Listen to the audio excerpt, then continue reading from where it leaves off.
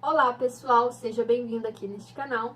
Eu sou a Geisibel, sou terapeuta, mentora de terapeutas, e aqui é um espaço onde eu venho compartilhar um pouco dos meus conhecimentos e das minhas experiências com vocês. Espero que possa contribuir de alguma forma com você que está aí do outro lado. Se você ainda não é inscrito, já se inscreve, ativa o sininho, né, para receber aí as notificações de todos os vídeos assim que eles forem postados por aqui. Hoje eu vou falar para vocês sobre uma pergunta que é, assim, a que mais tira o sono dos terapeutas e de boa parte de quem está começando nessa profissão ou de quem já está há algum tempo, mas está se sentindo estagnado, que é: o que eu faço para conseguir ter sucesso como terapeuta, ok? Então, primeiro, né, vamos analisar o que é ter sucesso. Aqui a gente vai usar uma definição de que sucesso seja a pessoa ter muitos pacientes, ela ser reconhecida pelo seu paciente, pelos colegas de profissão e conseguir ter aí uma boa remuneração com essa carreira, ok? Porque sucesso é algo muito particular. Às vezes o que você vê como sucesso para você não é aquilo que eu vejo como sucesso para mim. Mas, de uma maneira geral, a gente vai usar essa definição para o conteúdo abordado aqui, ok? Então, se você quer entender como você faz para conseguir ter mais pacientes, para conseguir ter pacientes que paguem um valor justo pelo seu trabalho e consiga ser reconhecido e respeitado dentro da sua profissão, fica até o final que eu vou passar os 5 pilares do sucesso para ter sucesso como terapeuta, ok? Então, vamos ao primeiro. O primeiro pilar que eu separei é o pilar do conhecimento. Por quê? Todo profissional de sucesso, se você analisar as pessoas que você conhece, as pessoas que são referência para você, são pessoas que dominam o que elas fazem. São aquelas pessoas que você, quando tem alguma dúvida, quando você tá com algum problema e você sabe que aquela pessoa atua em determinada área, é a pessoa para quem você pensa em recorrer, né? Que você quer ela perguntar, que você quer ouvir a orientação dela. Para quem está do outro lado, se você deseja ser a pessoa que é buscada, que é reconhecida, que tem todo esse respeito, você precisa também dominar isso que você faz. Então é uma grande responsabilidade da gente entender, conhecer e se aprofundar cada vez mais dentro daquilo que a gente está fazendo. Isso é algo que, assim, eu vejo que muitas pessoas buscam, muitos terapeutas, né, eles têm essa visão de aprimoramento contínuo, de melhoria, de dominar a sua técnica, ok? Mas alguns, né, eu vejo aí também uma galera que tá entrando, que faz uma formação mais rápida, que faz, não julgando, tá? Que faz essas formações dizendo que elas não funcionem, mas o que eu digo é o seguinte: para eu conseguir ter excelência em algo, eu preciso de várias horas de estudo e principalmente de prática. Eu preciso praticar aquilo sempre com um olhar de aperfeiçoamento. Como eu posso fazer melhor isso que eu faço? Como eu posso entregar melhor isso para o meu cliente? Como é que eu posso melhorar dentro da minha carreira, né? E tem algumas pessoas que às vezes têm uma visão de: não, eu já tenho uma formação, eu já tenho isso, eu já sei, eu quero ganhar dinheiro com isso. Não tá errado, só que assim, para eu entender o que é uma pessoa de sucesso, se eu quero ser uma pessoa de sucesso, eu tenho que ter com base de o conhecimento ele é contínuo, o aprimoramento ele é contínuo e eu tenho que procurar sempre dominar aquilo que eu faço. Ter segurança de dizer: olha, esse problema eu resolvo, e também humildade para identificar e falar às vezes para o meu paciente: olha, esse determinado tipo de conflito que você está passando, essa situação que você tem, esse problema que você está vivendo, não é a minha área de especialidade, eu não consigo te atender aqui, mas eu posso te indicar para um outro profissional, ok? A gente precisa saber que aquilo que eu resolvo mesmo, eu consigo ajudá-lo, e aquilo que eu não domino tanto, ou aquilo que eu não tenho base para lidar, eu tenho humildade de falar para ele que eu não vou ser a pessoa mais adequada para fazer isso. Parece que é algo bobo, mas analisa o seguinte: se eu sou uma pessoa começando, um terapeuta início de carreira, e eu não quero falar não para ninguém, eu vou atender todo mundo, e eu começo a atender pessoas que estão fora daquilo que eu me formei, estão fora daquilo que eu aprendi a fazer, porque às vezes é semelhante. mas não é aquilo que eu estou segura para tratar. Então, quando eu começo a atender essas pessoas, eu já vou para o atendimento com uma certa insegurança. E eu não vou entregar o melhor resultado para essa pessoa, porque eu não tenho vivência, não tenho experiência suficiente para fazer isso para ela. O que acontece? Ela não tem um resultado tão bom e ela não vai me indicar outras pessoas, ela não vai voltar, né? Que é um problema que muitos também me relatam, que é o seguinte: eu atendo o paciente, faz uma sessão e ele não volta. Então, qual que é o problema? Eu não estou dizendo que a técnica que vocês estão utilizando esteja errada ou que ela não funcione para aquela pessoa, mas é o terapeuta que eu estou analisando.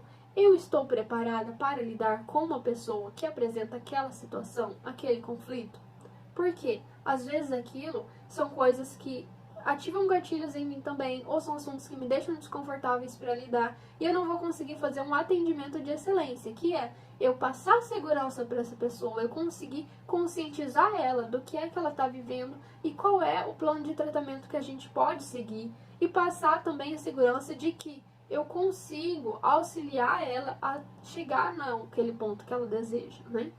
Então, esse é o primeiro pilar, o pilar do conhecimento, que é, para eu ter sucesso, eu preciso dominar aquilo que eu faço, ok? Se você já segue isso e já tem esse pilar aí dentro com você na sua estrutura de profissão, tá perfeito. Agora vamos ver o segundo pilar. O segundo pilar é o pilar da transformação, que é, então vamos pegar esse exemplo que a gente estava dando do atendimento, né? Para eu conseguir fazer um atendimento de excelência também, não basta eu explicar muito bem para a pessoa ou estar muito bem preparada para atendê-la. Eu preciso transformar todo esse conhecimento que eu peguei, toda essa bagagem que eu tenho, em algo que eu consigo aplicar e gerar transformação para essa pessoa. Porque o que ela busca e o que qualquer pessoa busca dentro de um tratamento é uma transformação. Então eu tenho um determinado problema, um determinado estilo de vida, eu tenho conflitos os quais eu estou vivenciando, que eu desejo mudar, né? Que eu desejo curar aqueles pontos, que eu desejo transformar a minha vida naquelas áreas. Então, eu desejo uma transformação. Se você não consegue me entregar uma transformação, né? Se você como terapeuta não consegue transformar aquele ponto para o teu cliente, e não consegue principalmente fazer ele enxergar a transformação que ele está passando, ou a transformação que vocês conseguiram juntos, né? Porque a terapia é um trabalho em conjunto, 50% terapeuta, 50% paciente, alcançar, ele também não vai entender que aquilo de fato aconteceu, porque às vezes você sabe, mas a pessoa não teve tanta clareza assim.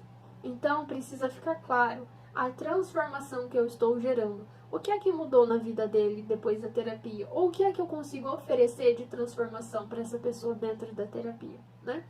Essa transformação, ela é essencial, porque é isso que vai fazer com que ele fidelize, com que ele fique, com que ele permaneça comigo, né? Às vezes ele terminou um tratamento, mas ele pode começar outro tratamento em outra área, ele pode trazer uma outra pessoa, ou voltar a procurar daqui a algum tempo, né? A gente sabe que são várias camadas que nós temos, várias coisas que precisam ser trabalhadas.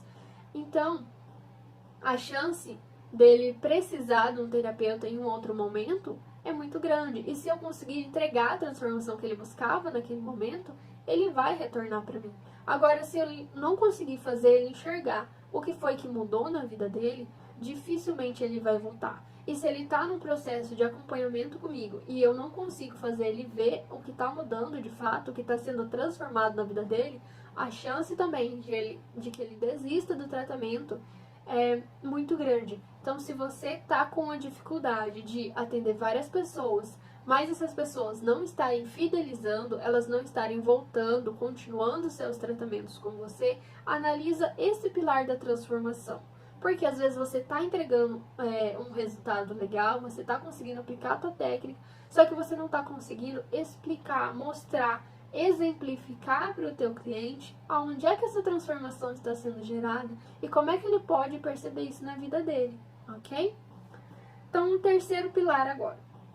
O terceiro pilar é o pilar do merecimento, que é, entrando um pouco na parte financeira agora. Então, vamos colocar que eu estou atendendo estou preparada para atender um determinado paciente, esse paciente veio, consegui entregar uma transformação para ele, estou conseguindo, mas isso vai determinar o meu sucesso financeiro ou não, dependendo da minha crença de merecimento, porque ela que vai estipular qual é o valor que eu vou cobrar. Então, se eu sou um terapeuta que cobra R$ 50 a sessão, ou se eu vou ser um terapeuta que cobra R$ 5.000 a sessão, tudo vai depender da minha crença de merecimento.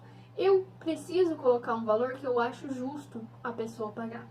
E que eu acho justo que eu receba, principalmente. Como é que eu me sinto quando a pessoa paga aquilo para mim? Quando eu tenho um retorno financeiro do trabalho que eu estou executando? Eu me sinto culpada, eu me sinto frustrada. Então vamos pegar o exemplo dos R$ 50 primeiro. Eu cobro R$ 50 a sessão. Mas, toda vez que o paciente me paga, eu me sinto frustrada. Por quê?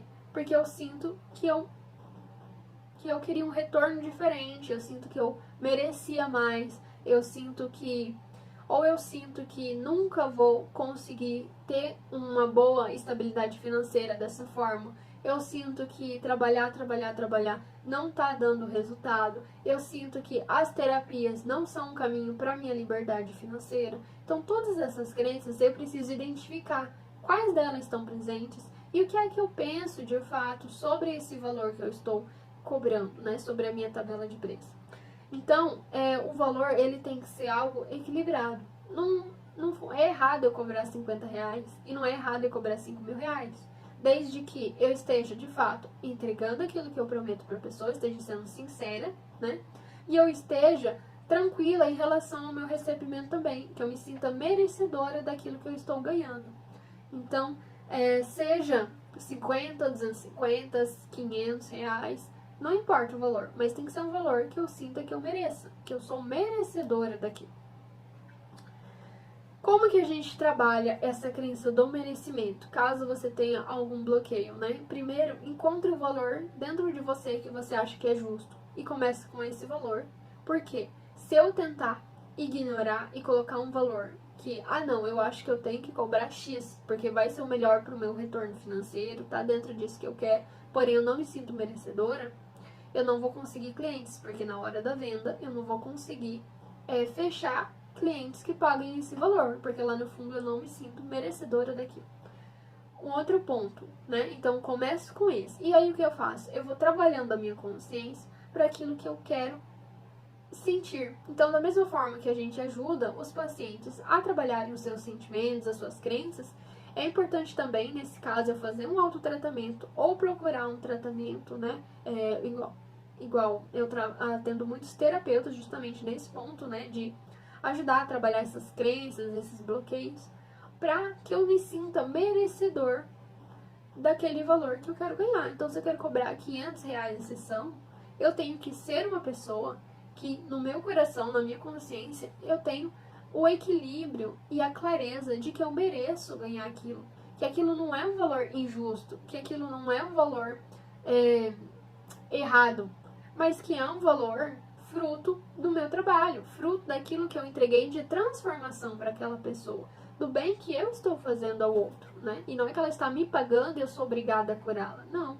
Eu estou recebendo pelo meu tempo, pela minha disposição, pela minha doação no trabalho dela, no trabalho que eu estou realizando com ela, ok?